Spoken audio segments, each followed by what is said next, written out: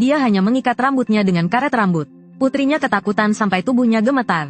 Tatapan matanya penuh keputusasaan, karena dia tahu, sebentar lagi dia akan mengalami siksaan yang tidak manusiawi lagi. Dan benar saja, ibu pertama-tama memerintahkannya, angkat tangan dan berlutut di depan pintu, lalu menyalakan lampu kamar mandi. Masuk. Adik laki-lakinya meringkuk di sudut, mendengar teriakan kesakitan dari dalam kamar mandi. Dia hanya bisa menutup telinganya rat-rat. Setengah jam berlalu, gadis itu sudah tergeletak di lantai yang dingin. Tidak tahu sudah berapa lama lagi. Akhirnya ayah pulang kerja, tapi dia hanya makan sendiri. Sama sekali tidak peduli, ada putrinya yang pingsan di kamar mandi. Dobin dulunya adalah gadis yang ceria dan pengertian.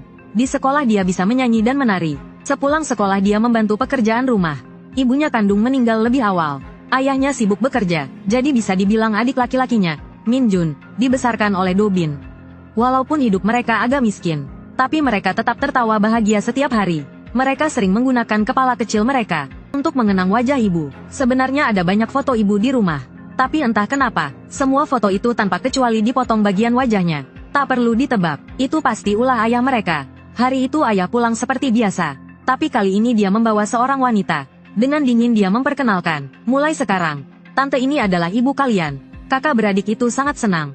Mereka merasa akhirnya bukan anak tanpa ibu lagi. Namun mereka tidak menyangka bahwa ini akan menjadi awal dari mimpi buruk.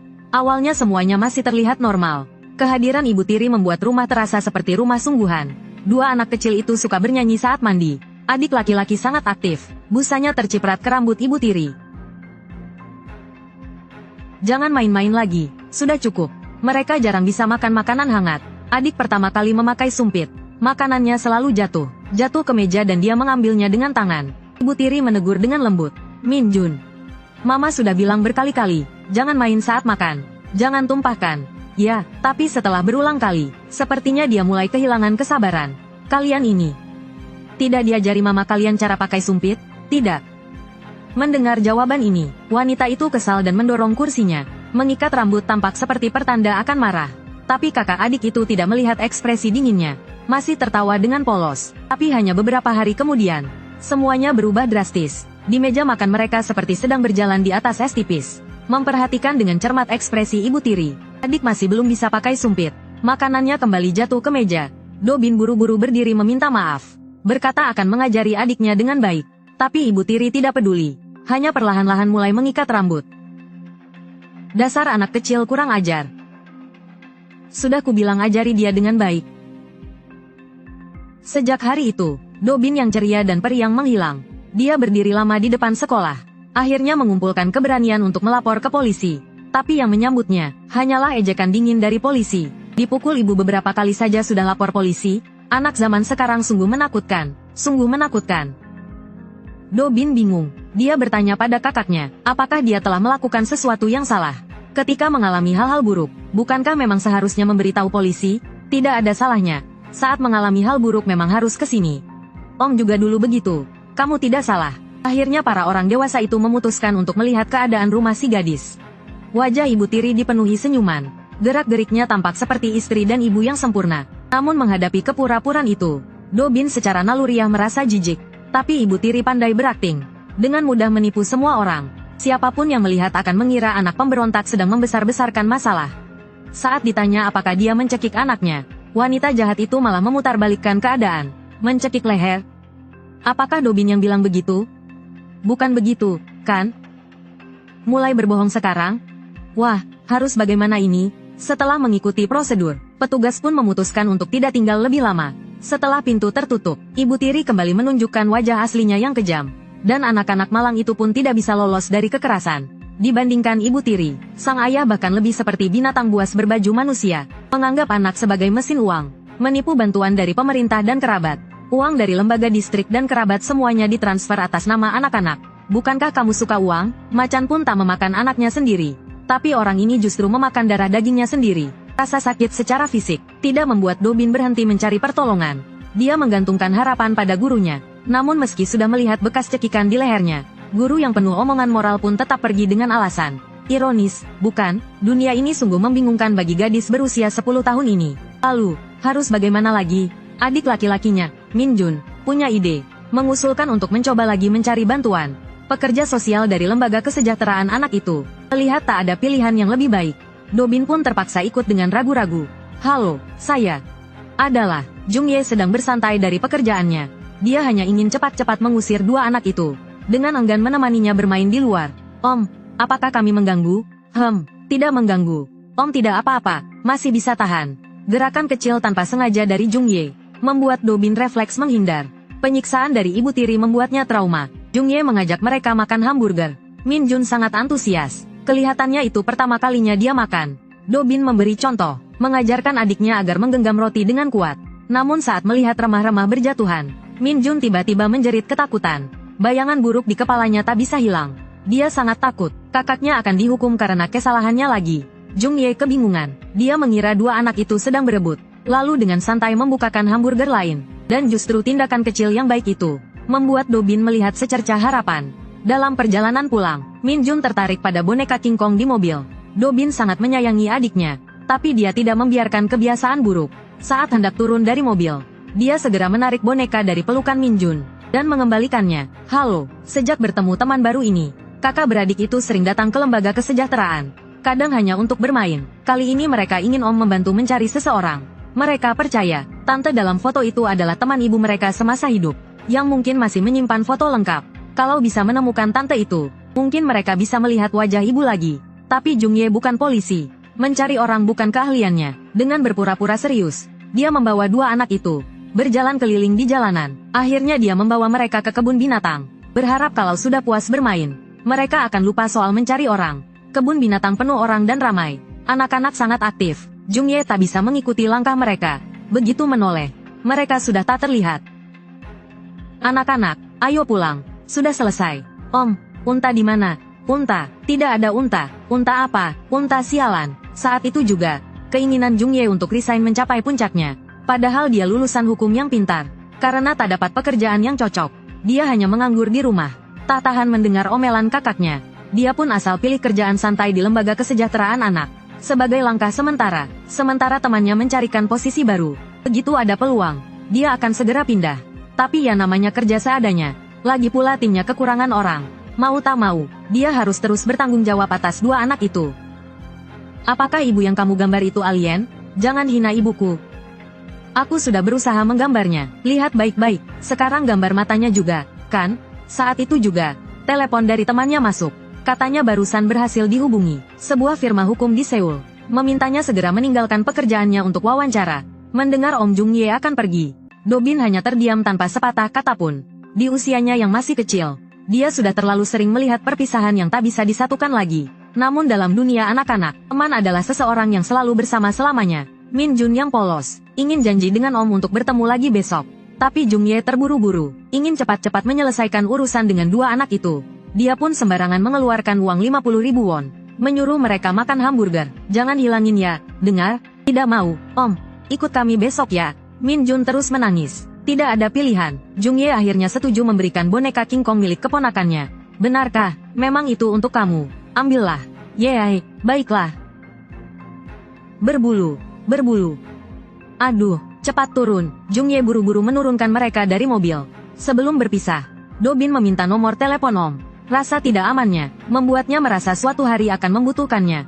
Jung Ye berhasil lolos wawancara. Di perjalanan menuju pekerjaan barunya di Seoul, dia melihat dua bersaudara itu sedang berdiri di depan jendela toko burger. Secara refleks dia injak rem, tapi mobil di belakang membunyikan klakson terus-menerus. Saat tersadar kembali, dia pun melanjutkan perjalanan menuju masa depannya. Satu momen ragu telah membuatnya mengambil keputusan yang disesalinya seumur hidup. Kakak beradik itu kehilangan cahaya terakhir dalam hidup mereka. Setiap kali membuka pintu rumah terasa seperti masuk ke neraka yang sesungguhnya. Berdiri di situ, ibu tiri sudah lama menunggu. Dia perlahan berjalan keluar dari bayangan. Aura kemarahannya begitu tajam dan dingin. Kartu nama itu ditemukan oleh ibu tiri. Dia pikir dua bersaudara itu kembali melaporkannya. Dobin gemetar ketakutan, tapi dia tidak memohon, juga tidak memberi penjelasan, asalkan tidak menyeret adiknya. Sebagai kakak, dia rela menerima pukulan sebanyak apapun. Gadis ini benar-benar sama seperti ibunya. Begitu kejam, aku juga tidak mau melihat dia. Lalu kenapa kau punya dua anak? Entahlah, semuanya terjadi begitu saja. Tubuh kecil itu tak mampu menahan penderitaan. Di kelas, dia hampir pingsan. Pandangan gelap, dan ia jatuh ke lantai. Darah terus mengalir dari telinganya. Tetesan merah itu akhirnya membuat orang dewasa sadar akan seriusnya masalah. Di sisi lain, studio kerja baru Jung Ye di Seoul baru saja selesai. Tapi telepon menghentikan kegembiraannya. Do Bin dibawa ke rumah sakit. Saat tak sadarkan diri, dia terus menyebut nama Om. Bisakah Anda datang untuk melihatnya, Bu Guru? Sekarang saya di Seoul dan sedang banyak pekerjaan. Meskipun ia berkata menolak, tapi akhirnya dia tetap kembali. Dari wali kelas dia baru tahu. Kekerasan di rumah tak pernah berhenti. Dia tak bisa menyalahkan wali kelas. Karena sikapnya sendiri sebelumnya, tak jauh berbeda. Do Bin sadar dari pingsan. Orang pertama yang dia lihat adalah Jung Ye. Om datang ya, kamu sudah merasa lebih baik? Iya, melihat wajah Om saja, aku langsung sembuh. Meskipun dia datang, tapi dia tetap tidak ingin ikut campur. Dia tidak merasa dirinya orang baik. Tapi si gadis berkata, Om Jung Ye adalah orang terbaik yang pernah dia temui. Saat semua orang menyalahkannya, hanya Om yang mau berpihak padanya. Dan hanya Om yang mau dengan sabar bermain bersamanya. Mengajarkannya seperti apa rasanya punya ibu. Om, Do Bin berharap Om bisa membawa dia dan adiknya pergi dari sini. Kemana saja, asal pergi. Namun Jung Ye langsung menolak dengan tegas. Dia sudah punya pekerjaan di Seoul. Kali ini pulang hanya untuk mengucapkan selamat tinggal. Jadi, Do Bin, Jung Ye berharap dia bisa menceritakan semua yang terjadi. Agar dia bisa mencari cara untuk membantu. Tapi si gadis tetap diam. Menoleh ke arah lain, tak ada yang akan percaya omongan anak kecil. Perlawanan seperti itu hanya akan memicu kekerasan lebih buruk. Mungkin karena merasa bersalah. Sebelum pergi, Jung Ye ingin mencoba satu kali lagi. Dia pergi ke lembaga kesejahteraan. Berharap direktur mau membantu anak malang itu. Karena dulu mereka rekan kerja. Tapi yang ia dapat hanya ceramah basi. Direktur menyarankan agar dia tidak ikut campur. Mereka hanyalah lembaga sosial, bukan penegak hukum. Dan pada akhirnya, ini urusan rumah tangga orang lain. Orang luar tak berhak ikut campur. Memang benar. Saat dia melepas status pegawainya dan kembali ke rumah Do Bin, wanita itu bahkan tak mau pura-pura lagi. Lukanya karena dia jatuh sendiri. Kamu kesini cuma untuk ini? Padahal dia tahu wanita itu hanya mengelak. Tapi dia benar-benar tidak bisa berbuat apa-apa terhadap wanita itu. Polisi, rumah sakit, semua prosedur hukum sudah dijalani. Orang lain merasa punya kuasa, langsung menutup pintu untuknya. Dia lalu mendatangi ayah si gadis. Tapi kau tahu sendiri, si brengsek itu tak bisa diajak bicara. Alih-alih menyelesaikan masalah, dia malah mendapat hinaan. Anak saya sendiri, suka-suka saya mau pukul. Urus aja urusanmu sendiri, minggat sana. Sebenarnya, bukan karena dia tidak mau membantu, tapi karena dia benar-benar tak berdaya melawan para bajingan itu. Jung Ye akan kembali ke Seoul. Saat lewat di depan toko burger itu, dia tanpa sadar berhenti. Mungkin hari itu dia memang seharusnya turun dari mobil. Kalau begitu, mungkin takkan ada penyesalan hari ini. Karena kemampuannya yang menonjol, baru sebentar bekerja, bos sudah memberinya mobil mewah. Jalan cerah terbentang di hadapan. Sekarang dia hanya perlu melangkah maju. Jung Ye memutuskan fokus bekerja, tak mau terganggu oleh hal lain. Saat menerima panggilan dari nomor tak dikenal, tanpa pikir panjang, ia langsung menolaknya. Dia tidak tahu, itu adalah Do Bin yang meminjam ponsel temannya untuk menelepon. Do Bin memang tak terlalu berharap. Tapi saat telepon ditolak, perasaan putus asa langsung menusuk ke dalam hatinya.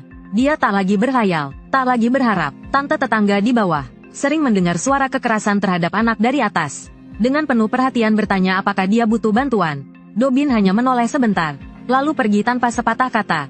Kakak, mainlah bersama King Kong. Malam itu, Min Jun memeluk boneka King Kong. Dan kembali teringat Om Jung Ye. Do Bin tak ingin terus berbohong. Dia bilang pada Min Jun, Om Jung Ye tidak akan kembali. Tapi dalam dunia anak-anak tak ada kebohongan. Min Jun mengeluarkan uang kertas itu. Katanya Om pasti akan kembali. Mereka janji akan makan burger bersama. Do Bin tidak membalas. Dia juga ingin menjaga kepolosan adiknya. Wanita sebelah terbangun karena suara ribut. Uang itu belum sempat disembunyikan. Dan dianggap sebagai bukti mencuri. Kalian berdua berani-beraninya mencuri uang dari dompet mama. Berikan. Ku beritahu kamu berikan. Ibu tiri naik ke atas karena mencium bau. Langsung berusaha merebut uang 50.000 itu. Min Jun sudah berjanji akan menjaganya baik-baik. Dia mempertahankan uang itu sekuat tenaga. Seperti seorang prajurit mempertahankan wilayahnya. Namun, dia hanyalah anak berusia 7 tahun. Tubuh kecilnya diangkat ibu tiri. Dan dibanting keras ke lantai. Tangisan memilukan membuat wanita itu bahagia. Lalu dia terpikir permainan yang lebih kejam. Do Bin baru saja berdiri. Langsung ditampar hingga jatuh ke lantai. Rasa sakit menyebar ke seluruh tubuh. Tapi yang pertama dia pikirkan bukanlah dirinya. Ini tanggung jawabku. Kalau begitu, hukum dia. Bagaimana cara menghukumnya? Lakukan padanya seperti yang kulakukan padamu. Perlakukan dia seperti itu. Dobin tak berani melawan. Lebih baik dia yang memukul daripada adiknya yang dipukul. Dia mengeraskan hatinya, tapi saat telapak tangannya menyentuh adiknya, ia langsung menariknya seperti kesetrum. Kau mempermainkanku ya?